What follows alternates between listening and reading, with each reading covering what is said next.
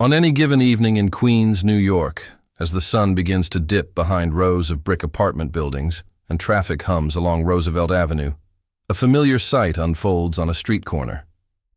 A modest white van pulls up, the back doors swing open, and the scent of warm, home-cooked food drifts into the cool city air. Men and women, many of them day laborers or struggling with homelessness, quietly form a line. They are not met with suspicion or judgment. Instead, they are greeted by the broad smile of a man in a baseball cap, a man whose simple words echo louder than any speech. Are you hungry? Come eat. That man is Jorge Munoz, known affectionately as the Angel of Queens. Jorge's story begins far from New York in Colombia, where he grew up in a humble household. Raised with strong values of compassion and responsibility, he learned early the importance of helping others, even when little could be spared. When his family immigrated to the United States, they brought with them the hope of a better future. But they also carried the memory of hardship. Those experiences shaped Jorge's outlook on life, gratitude for opportunity, and empathy for those still struggling. By day, Jorge worked as a school bus driver. His job was steady but not extravagant. The paycheck covered necessities but left no room for luxuries. Yet Jorge's life was never defined by what he lacked. It was defined by what he gave. The turning point came in the early 2000s. Each day, Jorge noticed groups of men waiting on street corners in Queens. Many were immigrant day laborers, standing in hopes of being picked up for construction or landscaping jobs. Some were hired, many were not. By evening, countless men returned to their rooms or shelters empty-handed, with nothing to eat.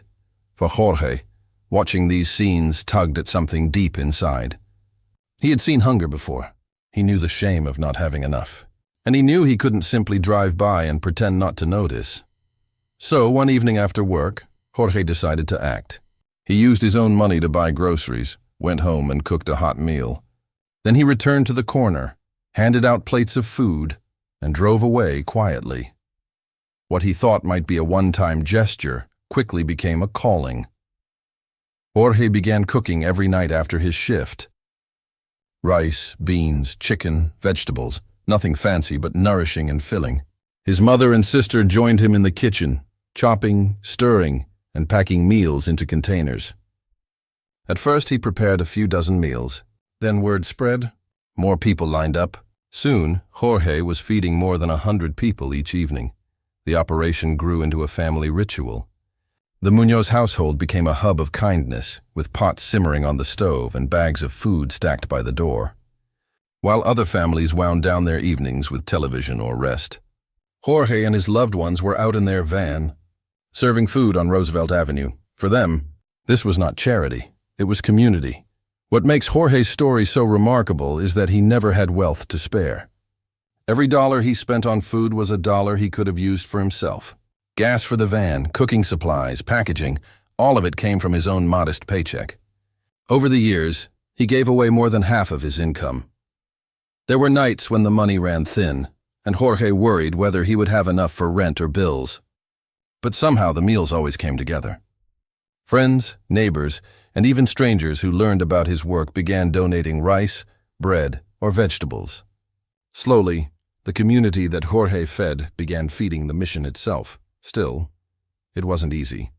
New York winters are harsh, and standing outside in freezing temperatures to distribute meals took a toll. Summers brought heat and exhaustion, yet Jorge never missed a night. For him, the thought of people going to bed hungry was enough to push through every obstacle. Word of Jorge's work eventually reached beyond Queens. Journalists wrote about the Angel of Queens, and television crews filmed his nightly ritual. In 2010, he was even honored by President Barack Obama as one of the country's champions of change. Cameras captured the moment Jorge stood in the White House, humbled, insisting that he wasn't doing anything extraordinary. He was simply doing what felt right. Despite the accolades, Jorge never let fame distract him. The very next day, he was back in Queens, serving food from his van, just as he had the night before. What makes Jorge's story powerful are not just the meals, but the lives touched by them. For the men waiting in line, Jorge's food was more than nourishment, it was dignity. Many of them were undocumented, often invisible to society, carrying the weight of poverty, loneliness, and fear. When Jorge handed them a warm plate, he also handed them something greater: acknowledgement of their humanity. Some recipients have shared how Jorge's kindness gave them strength to keep going. For those battling addiction, depression, or despair, the sight of the white van became a reminder that they were not forgotten. For others, Jorge's meals helped them save the little money they had, giving them a chance to pay rent or send something back home to their families. In each case, a simple meal carried a ripple effect of hope. Jorge often said, "You don't have to be rich to help somebody. You just have to have a heart." That belief is what set him apart. In a city known for its relentless pace and towering skyscrapers, Jorge's small acts of kindness shone like a beacon. His story challenges the way we measure success. It is not in how much you earn, but in how much you give. Not in how high you rise, but in how deeply you care. Jorge never had millions of dollars, yet he enriched more lives than many wealthy philanthropists. The ripple effect, inspired by Jorge, others began their own projects. Volunteers joined him on the streets. Community groups organized food drives. Children who once received his meals grew up to pay kindness forward. One man recalled how Jorge's meals sustained him during his darkest days. Years later, when he found stable work, he returned to Roosevelt Avenue, not to stand in line, but to help Jorge serve others. That cycle of giving is Jorge's true legacy: kindness that multiplies. Today, Jorge Muñoz remains a symbol of compassion in action. His story reminds us that heroes don't always wear uniforms or command armies. Sometimes they wear aprons, drive buses, and serve rice and beans from the back of a van. The title, Angel of Queens, may sound poetic, but for those who have felt his kindness, it is no exaggeration. Jorge is proof that one person's quiet determination can transform not just a corner of Queens, but the way we think about humanity itself. In a world often dominated by headlines of conflict, greed, and division, Jorge Muñoz's life offers a counter-narrative, a story of generosity, sacrifice, and love. His journey shows that greatness is not about power or prestige, but about choosing, every day, to see the needs of others and respond with open hands. When people in Queens gather each evening around that humble white van, they are not just receiving food. They are receiving hope. And as long as Jorge continues his mission, there will always be at least one corner of New York where kindness reigns. Indeed, Jorge Muñoz is not just the Angel of Queens. He is a reminder that angels walk among us, ordinary people who choose extraordinary kindness. The laughter hit him like a physical blow. "Do you even know how to play chess?" The billionaire woman's voice sliced through the classical music, her tone sharp, dripping with mockery. Every head in the grand ballroom turned to look at the boy. 12 years old, slight, unassuming, clutching a worn backpack as if it could anchor him in a world that had never been built for him. The guests leaned forward, smirks dancing across their polished faces. This was going to be entertaining, a child humiliated for their amusement. That was the plan. A cheap thrill in a room filled with wealth, champagne, and silk gowns. The boy's mother, standing near the edge of the room in her uniform, clenched her fists, eyes wide with a mixture of fear and pride. She knew, though no one else did, what her son was capable of. But the guests didn't know her son, and more importantly, they didn't know genius when it sat quietly before them. "Of course I can play," he said. His voice steady, calm, almost eerily composed for someone so young. A hush fell over the room. The words were soft, polite, unassuming, but they carried weight. The weight of years spent preparing, learning, calculating. "Perfect," she laughed, a sound that dripped with both elegance and cruelty. "Let's see if talent can hide behind poverty." She clapped her hands sharply, and a waiter hurried forward, bringing a grand chessboard polished to perfection. The white marble of the table reflected the light from the massive chandeliers overhead, throwing rainbow prisms across the room. He stepped forward, each footfall measured, deliberate. His shoes were worn, his sleeves frayed, but there was a rhythm to his movement, a quiet dignity that contrasted sharply with the glittering gowns and polished shoes surrounding him. The room loved to remind him he did not belong, but he had long since stopped caring. He belonged on this board. He belonged in the mind, in the strategy, in the silence where only skill mattered. "You sure you're ready?" she mocked, leaning close to inspect his movements. The scent of expensive perfume filled the air, suffocating and sharp. "I wouldn't want to humiliate you too badly." She smiled at the audience, a predator proud of its prey. He simply nodded, ignoring her venom. Each chess piece he touched was deliberate. The first moves were slow, deliberate, almost ritualistic. A pawn slid forward. A knight leaped into position, and with each move, the audience's smug anticipation began to falter. Something was happening, something none of them had expected. He remembered. Suddenly dimly lit rooms, stacks of chess books, knights alone with a flickering lamp, an old set of pieces scuffed and chipped from years of practice. Imaginary opponents had fallen before him countless times. No one had seen it, no one had cared. But tonight, every lesson, every late-night study session, every whispered calculation had led him here. The billionaire woman frowned as her rook was trapped in a position she had not foreseen. "Interesting. For a beginner," she muttered, forcing a smile. But the corners of her mouth twitched, betraying her irritation. She had expected an easy victory, a moment of amusement for herself and her guests. She had not expected this. Whispers began to ripple through the room. "Is he actually good?" someone murmured. Eyes widened, heads turned. Subtle gasps filled the gaps between clinking glasses. The child was not fumbling. He was calculating. He was predicting.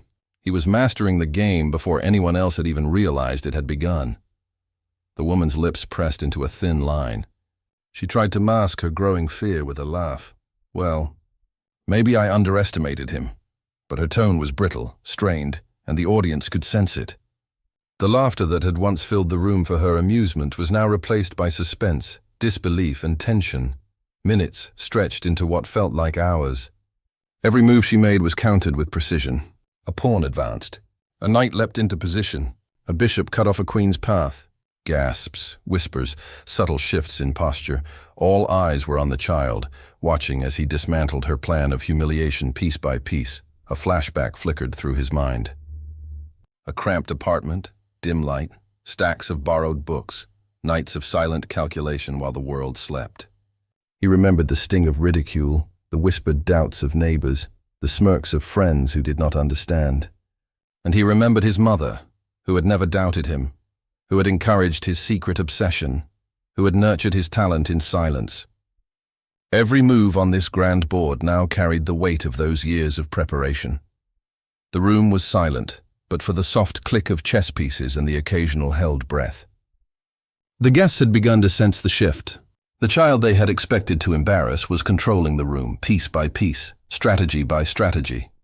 And she, the woman who had believed herself untouchable, was floundering. Her queen was cornered, her strategies anticipated, her arrogance unraveling with each calculated move. She opened her mouth to speak, to reclaim her dominance, but the words caught in her throat. The reality was undeniable. She had underestimated him completely, and in that pause, that stillness that seemed to stretch the very air in the ballroom. The boy leaned back slightly, eyes calm, lips twitching in the faintest smile. He was not just playing chess. He was teaching a lesson, and the lesson was clear. Brilliance cannot be measured by wealth, status, or assumptions. Whispers grew into murmurs of awe. "He's really good," someone breathed. And they all realized, collectively, that the night would not end as she had imagined. The storm had begun, time seemed to slow. Each chess piece, each measured movement, became a drumbeat of suspense, drawing the audience further into a game that had transcended mere entertainment. This was strategy, intellect, patience, the kind of genius that could not be bought, could not be mocked, could not be contained. She blinked, once, twice, the first crack appearing in her polished armor. "Impressive. For a child," she said, voice tight, fragile. The unease lingered. The audience leaned forward, the room's tension vibrating like electricity. And as the boy's eyes flicked toward hers, calm and calculating, every mind in the room understood one simple truth. She had no idea what she was about to lose. The air in the ballroom thickened with tension as the game began in earnest. The boy's hand hovered over a pawn, calm and deliberate, while the billionaire woman's eyes narrowed, searching for weakness. She had expected fumbling, miscalculations, embarrassment, anything to satisfy her pride. Instead, every piece he moved carried the weight of strategy. Experience and intellect far beyond his years. "You're taking too long," she snapped. Her voice sharp, cutting through the silence that had fallen over the audience. "Hurry up, we don't have all night." Her words were meant to intimidate, to unsettle him, but he did not flinch. He simply studied the board, calculating, anticipating, predicting her next move with quiet precision. Each chess piece became a weapon in a battle she had underestimated. The pawn he moved seemed harmless at first glance, yet it opened a pathway, a subtle trap that no one noticed. The audience leaned in, whispers mingling with gasps. "Is he really doing this?" someone murmured. Their eyes widened as the child executed a perfect combination, forcing her knight into a corner she hadn't anticipated. The woman's lips pressed into a tight line. Her confidence, once impenetrable, began to waver. She reached for her queen, hoping to regain control, but her hand faltered. Each move she tried was countered. The pieces he advanced were not just tactics. They were lessons in patience, foresight, and discipline. A flashback flickered through the boy's mind. He remembered dimly lit rooms, stacks of borrowed chess books, nights spent alone with a flickering lamp, imagining opponents, calculating moves, memorizing patterns. Every loss he suffered in silence had taught him resilience. Every victory, no matter how quiet, had sharpened his instincts. That preparation, hidden from the world, had prepared him for this exact moment. He glanced briefly at his mother, standing at the edge of the room, hands clenched, eyes wide with pride and anxiety. She had nurtured this gift in secrecy, shielded him from ridicule, and now, here he was, facing the woman who believed herself untouchable. Every move on this opulent board reflected years of dedication and silent genius. The billionaire woman's eyes flicked nervously from piece to piece. Her opening strategy, which had relied on his supposed inexperience, had collapsed within minutes. She attempted a feigned smile, leaning toward the audience as though to say, "It's just a game."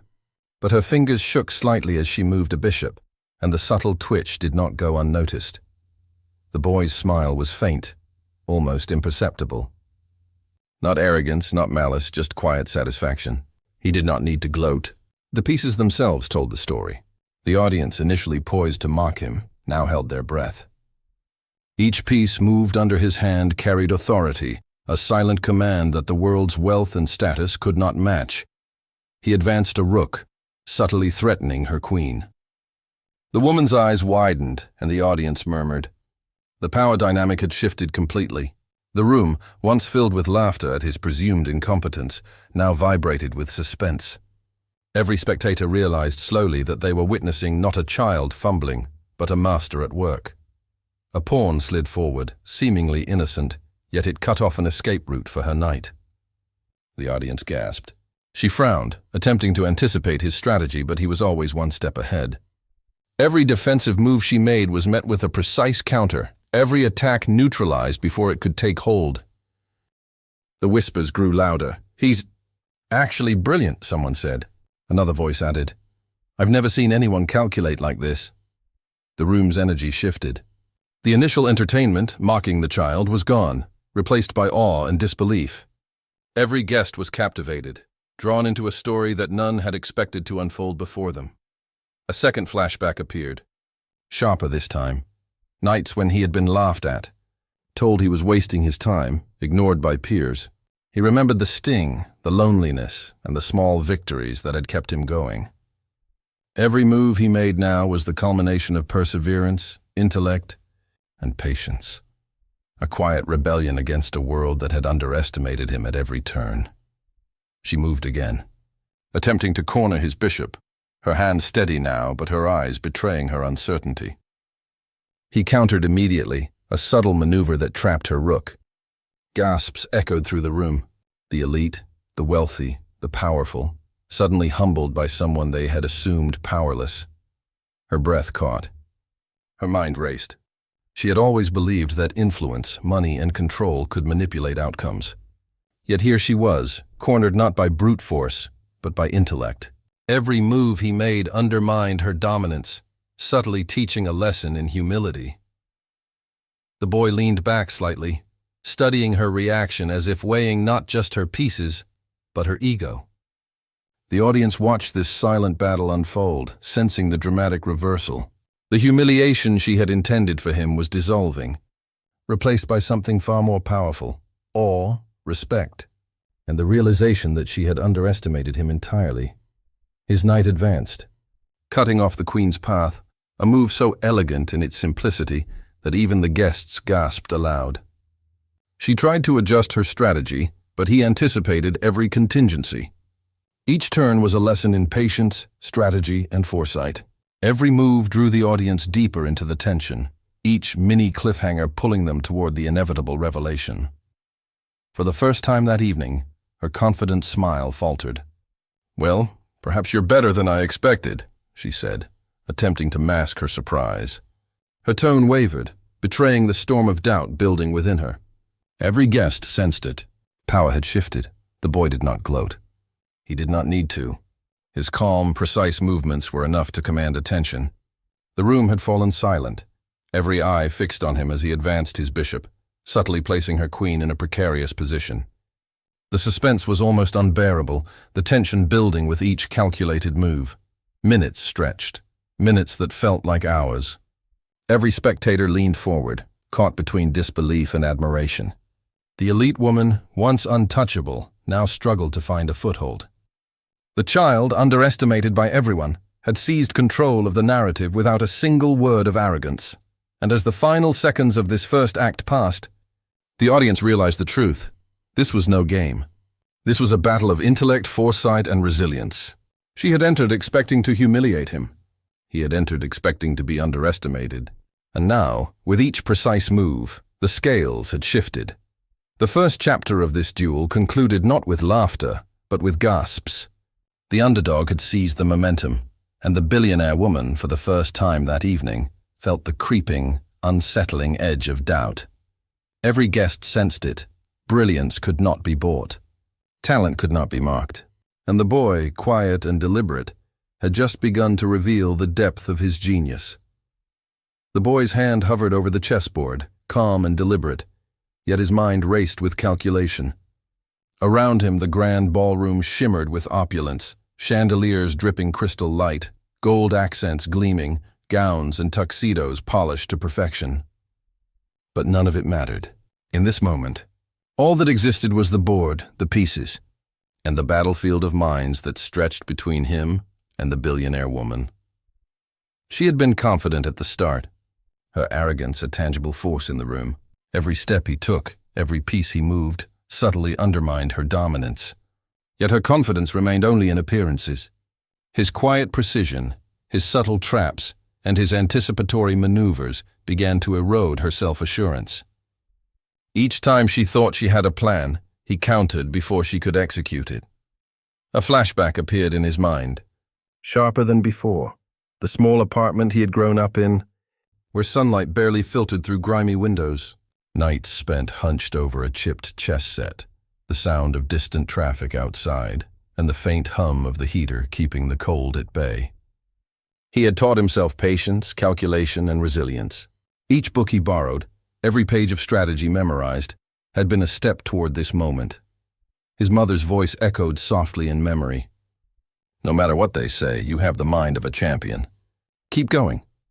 Those words had been his anchor, guiding him through ridicule, through doubt. Through every moment the world whispered that he was too small, too young, too insignificant. Now, surrounded by wealth and power, that preparation revealed itself in each measured move. The rook advanced. The bishop cut off her queen's path. A pawn slid forward, seemingly harmless, yet it locked in a trap that was invisible to anyone who did not know how to anticipate genius. The billionaire woman's hands trembled slightly as she moved a knight, her mind racing to calculate what seemed increasingly impossible. Her eyes darted from the board to the boy's expressionless face, searching for a tell, for a crack, for anything that would give her an advantage. But there was none. He was calm, poised, and terrifyingly focused. The audience leaned forward, whispers spreading through the room like wildfire. Is he really winning? How is he predicting every move? Gasps punctuated the tension. The elite, accustomed to power and control, were suddenly spectators to something far beyond their comprehension. A second flashback emerged, this time of the boy's earliest lessons. Nights when friends mocked him for his obsession, when neighbors sneered, and when the world dismissed him entirely. He had endured humiliation and loneliness in equal measure. Every small victory against imaginary opponents, every calculated move in silence, had forged the quiet confidence now radiating from his gaze. He advanced his queen subtly, threatening a knight while creating an escape path for his bishop, a maneuver so clever that even the audience leaned in to watch, silent and amazed. The woman's eyebrows knitted together as she tried to anticipate his strategy. Each attempt to trap him failed. Every move she calculated was anticipated and neutralized. Her pulse quickened. Arrogance had once been her armor. Now it felt like a liability. She had expected humiliation, a performance for her guests' amusement. Instead, she faced brilliance incarnate, and the realization made her uneasy. The boy glanced briefly at his mother, standing quietly at the edge of the room. Her hands were clenched, her eyes shining with pride, yet anxiety lingered. She had always known his potential, had nurtured it in secret, had believed in him when no one else would. Tonight her faith had been vindicated. Another pawn slid forward. A knight was trapped. Gasps echoed throughout the room. The audience could feel the shift in power, subtle but undeniable. The underdog, the child they had assumed powerless, was now in control. The woman's carefully constructed composure was cracking, piece by piece. She attempted to move her bishop, fingers shaking ever so slightly. But the boy anticipated it. Every contingency had been accounted for. The subtle elegance of his strategy was like watching a master painter at work, each stroke deliberate, every detail essential. The crowd was mesmerized. What had begun as entertainment had transformed into a battle of intellects, and the outcome was far from predictable.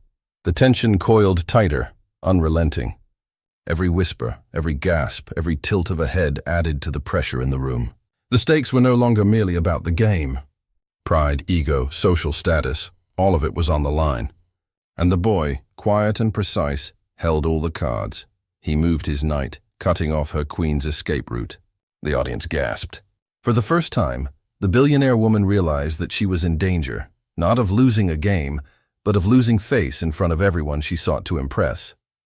The humiliation she had intended for him had become imminent for her. Her smile faltered.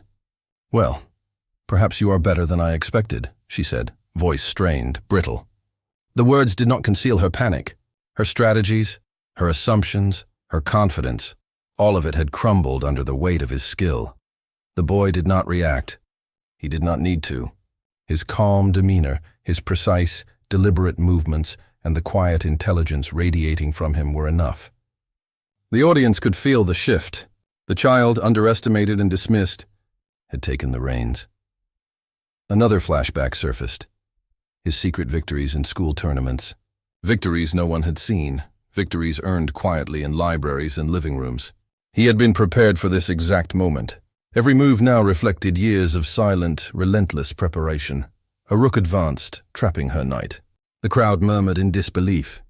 She tried to calculate, to anticipate, to reclaim the board. But he was always one step ahead. The suspense tightened its grip. Every move was a revelation, a mini cliffhanger that left everyone on edge. Minutes stretched. The audience leaned forward in their seats. The tension was almost unbearable. Her arrogance, once a shield, was now a vulnerability exposed to all. And the boy, calm and poised, had become the master of the room. Finally, a subtle maneuver, a pawn slid forward, seemingly innocent, yet it sealed a trap she could no longer counter. Gasps filled the room. The power balance had shifted entirely. The underdog had revealed his secret. He was not just a child. He was a prodigy, a genius, a master strategist hidden in plain sight. And in that moment, the audience realized that they were witnessing something extraordinary, something unforgettable. The billionaire woman's face was a mask of shock, her composure shattered. She had walked into this game expecting mockery, spectacle, and entertainment. Instead, she faced brilliance, patience, and skill far beyond her imagination. Every spectator felt the reversal, the quiet, unstoppable triumph of the underestimated. And as the boy's calm eyes met hers, the room understood the truth. The underestimated underdog had taken control, and the elite, for the first time, were the ones being humbled. The ballroom had grown silent, the kind of silence that presses on your chest and makes every heartbeat loud. The billionaire woman's confidence, once unshakable, was crumbling. She had expected to humiliate a child. She had expected amusement, applause, and the satisfaction of superiority. Instead, every piece she moved was met with precision. Every trap she set was dismantled, and every plan was anticipated. Her hands trembled slightly as she lifted a bishop, her mind racing to regain control. But the boy's calm gaze met hers, unshaken, unflinching. There was no malice in his eyes, only quiet intelligence, patience, and a depth of strategy that made her suddenly aware of how profoundly she had underestimated him. "Impossible," she whispered under her breath, almost a plea. Her queen, once dominant, now faced subtle threats she hadn't foreseen. Gasps rippled through the crowd as they began to realize the reversal unfolding before them. The child they had expected to fail was not just winning. He was dominating with effortless elegance. He advanced a knight, a simple movement with devastating consequences. Her rook was trapped, the queen's path cut off, and every spectator felt the tension coil tighter. The woman tried to calculate, to find a way out, but every option was anticipated. Each move of hers had been turned against her. A flashback illuminated the boy's mind. The nights he spent alone, memorizing strategies, calculating moves, imagining opponents in silence while the world ignored him. Each lesson, each quiet victory, had been a step toward this moment. Every pawn, knight, and bishop on the grand board was now a culmination of years of preparation, hidden from the world until now. The audience leaned forward, captivated. Their initial amusement had turned into awe. Whispers spread. Is he really doing this? How can he anticipate every move? Even the seasoned chess enthusiasts in the room were forced to acknowledge the subtle mastery at work. Her attempts to maintain composure faltered. "Interesting," she muttered through clenched teeth, trying to mask panic with a brittle smile. But her fingers betrayed her, shaking slightly as she moved a pawn. The boy had anticipated it. Her queen was cornered, every escape route sealed. A dramatic gasp echoed as he slid his bishop into position, completing a trap she hadn't seen coming. The audience erupted, not in mockery but in awe. She had walked into a trap of her own making. The humiliation she intended for him had been reversed completely. The boy leaned back slightly, observing her reactions with quiet satisfaction. He did not gloat. There was no need. The shift in power was absolute. She was floundering, unsure of her next move, while the child, underestimated and dismissed, orchestrated the game like a maestro conducting a symphony. A second flashback pierced his mind. The days of whispered encouragement from his mother. The evenings spent mastering patterns, the solitude that had shaped his patience and foresight. Every move he now made reflected the hidden genius she had failed to anticipate. Her eyes flicked nervously across the board. She tried a desperate maneuver, moving her knight to block his queen. But he had already calculated the outcome, and the move played perfectly into his strategy. Gasps filled the room again. Each spectator sensed the tension, the reversal, the quiet triumph unfolding before them. Minutes passed in suspended disbelief. The woman, once a figure of absolute control, struggled with the realization that she was losing, not to another adult, not to wealth, but to a child. The room held its breath, captivated by the unfolding humiliation. He slid a pawn forward, almost imperceptibly, yet it was the final move she could not counter. Checkmate. The room froze. Time seemed to stop as the audience absorbed what had just happened. The child had won, decisively and elegantly. Every gasp, every wide-eyed stare, every whispered acknowledgement reinforced the reversal. She had been humbled in front of everyone, her arrogance dismantled piece by piece. She opened her mouth, searching for words, but none came. Her carefully cultivated composure had crumbled. The humiliation she had intended to deliver had been turned upon her with quiet, unstoppable force. Every guest realized what had happened. Power, wealth, and status meant nothing against skill, intelligence, and preparation. The boy pushed back from the board, calm and dignified. His eyes met hers for the first time directly, unflinching and serene. The audience sensed the complete reversal. The underestimated underdog had become the master, and the once dominant billionaire had been humbled. "Unbelievable," muttered a guest, voice shaking with awe. "A child checkmated a billionaire?" The boy's mother, standing quietly at the edge of the room, let her hands fall to her sides. Pride shone in her eyes, mingled with relief. She had known all along what her son was capable of, and now the world could see it too. The billionaire woman forced a smile, brittle and strained, as she offered a handshake. He accepted politely, but the gesture could not undo the humiliation. The room had seen the reversal, and it would not be forgotten. The audience erupted into applause, not for her, but for him. Every whisper, every glance, every gasp confirmed it. Brilliance had won. Arrogance had been humbled. The child had revealed what the elite had ignored for too long. As he gathered his backpack and straightened his worn jacket, he glanced once more at his mother. She nodded, a silent acknowledgement of the journey that had brought them here. He had not just played a game. He had rewritten the rules of expectation, demonstrating that preparation, skill, and quiet genius could outmatch wealth, status, and pride. The guests, once ready to laugh, now marveled. The story of the night would be told for years, how the underestimated child had turned the tables on the elite, how brilliance had triumphed over arrogance, and how humility had arrived, uninvited but necessary.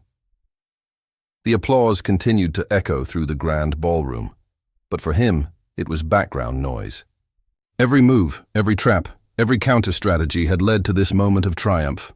The young boy, small in stature but immense in intellect, stood poised, calm, and utterly composed. His victory was not only a checkmate on the board, it was a victory over doubt, over prejudice, over every whisper that had ever suggested he was too small or insignificant to succeed. The billionaire woman, once radiant with arrogance, now looked fragile, her composure shattered. She had walked into the gala expecting entertainment, expecting to humiliate, expecting a brief spectacle to amuse her guests. Instead, she had encountered something far more powerful, a mind that could not be underestimated. She glanced at him, eyes wide, searching for any hint of arrogance, of boastfulness, but found none. Instead, there was calm, dignity, and quiet brilliance. "You won," she said, voice barely audible, tinged with disbelief. I didn't expect that." Her words trembled, revealing a vulnerability rarely exposed in her life of privilege and dominance. The audience leaned closer, hanging on her reaction as if it were part of the game. He nodded politely. "Thank you," he replied simply, his voice measured, humble, yet resonating with the authority of someone who had just proven his worth. No gloating, no showmanship, just quiet triumph. Guests approached him cautiously, curiosity mingled with awe. A few dared to ask questions, others whispered in admiration. Every conversation revolved around his intelligence, his calm, his strategic mastery. In that moment, the young boy became more than a player in a game. He became a symbol that talent could not be measured by wealth, that brilliance often hid in plain sight, and that humility and patience were as formidable as any power. His mother stepped forward, pride evident in every line of her face. She had watched him grow quietly, nurture his skills, and shield him from ridicule. She had seen his potential when no one else did, and now the world could see it too. She embraced him briefly, whispering, "I told you they'd see." He smiled faintly, grateful for her unwavering support, knowing that her belief had been the foundation for every calculated move he had made tonight. The billionaire woman attempted to recover, offering a hand in acknowledgement. He accepted politely, but the gesture could not erase the lesson that had unfolded in front of everyone. She had been humbled, exposed, and reminded that arrogance and wealth could not substitute for skill and intellect. The applause swelled again, louder this time, as more guests realized the significance of what had transpired. The underdog had not only survived the challenge, he had dominated, instructing everyone in the room about patience, brilliance, and resilience. A flashback returned, this time vivid. Afternoons of memorizing chess strategies, nights of silent calculation, hours spent imagining impossible moves. Every moment of solitude, every whispered word of encouragement from his mother, every quiet victory against imaginary opponents had prepared him for this moment. The checkmate was the culmination of years of dedication, unseen by the world until now. He gathered his chess set, placing it carefully in his worn backpack. There was no rush, no fanfare, no need for dramatics. The audience, captivated, understood that true genius did not demand attention. It commanded it silently. Even the billionaire woman could not deny it. The room had witnessed brilliance, humility, and the overturning of expectations. She had underestimated him, and the lesson was indelible. She would carry it with her, a reminder that intellect and preparation could outweigh status and privilege. The guests began to disperse, but the energy lingered, palpable and electric. Whispers and commentary would circulate for weeks, months, even years. The story of the child who defeated the billionaire at her own game had been written, and it would inspire, provoke, and amaze all who heard it. As the boy walked toward the exit with his mother, his posture calm, his eyes bright, he realized the journey was just beginning. He had proven himself tonight, but life's challenges would continue. There would be tournaments, competitions, and countless obstacles. Yet the triumph he had achieved, humble, precise, unstoppable, would remain a foundation for every step ahead. And as he glanced back one last time, he saw the room differently. The chandelier's crystal prisms reflected in his eyes, a silent acknowledgement of victory. Wealth, status, and arrogance were no match for brilliance and preparation. He had emerged not just victorious, but unstoppable, a testament to the power of the underestimated underdog.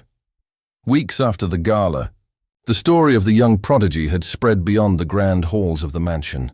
Social media buzzed, articles chronicled the event, and whispers of awe echoed through elite circles. A 12-year-old child had not only survived a challenge, but had humbled a billionaire and captivated an entire audience with his intellect. Invitations arrived from prestigious chess clubs, international competitions and mentorship programs. Offers of scholarships and opportunities poured in. Yet he remained humble, aware that skill, preparation, and resilience mattered far more than accolades or fame. He had learned that the true measure of genius was discipline and patience, not applause or recognition. At home, he practiced quietly. The worn chessboard, faded books, and dimly lit room had been his sanctuary for years. Each move he made, each strategy he refined, reflected a mind honed by years of solitude, perseverance, and relentless curiosity. The world was beginning to notice, but he remained focused. His mother, ever the quiet guardian of his talent, watched with pride. She had nurtured his skills in secrecy, shielding him from doubt and ridicule. Every letter of congratulations, every offer of mentorship, every expression of admiration confirmed that the sacrifices she had made had borne fruit. Yet she reminded him softly, "Talent is nothing without dedication." He remembered the nights of preparation, the countless hours hunched over strategy books, the flickering lamp casting shadows across the walls, the whispered encouragements of a mother who believed in him when no one else did. Those quiet moments had forged his mind, instilled patience, and given him the resilience to face any challenge. The billionaire woman, meanwhile, reflected on the night with a mix of discomfort and respect. Her arrogance had been exposed, her assumptions dismantled. She had entered expecting to dominate. She left humbled, reminded that intellect and preparation could not be bought or feigned. The lesson lingered, a stark reminder of the power of underestimated talent. Outside, the city stretched endlessly. The boy looked out the window at the skyline, calm, contemplative. The sun dipped low, casting golden light across the rooftops. He understood that tonight was only a beginning. Challenges awaited, tests of skill, strategy, and character, and he was ready. The story of the gala would circulate endlessly, but for him it was a chapter, not the conclusion. The future promised tournaments, accolades, and encounters with formidable opponents, each of which would test his intellect, patience, and composure.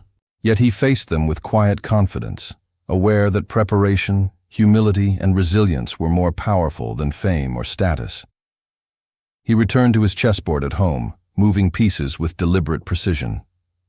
Each movement, each calculation, was a reminder of the lessons learned.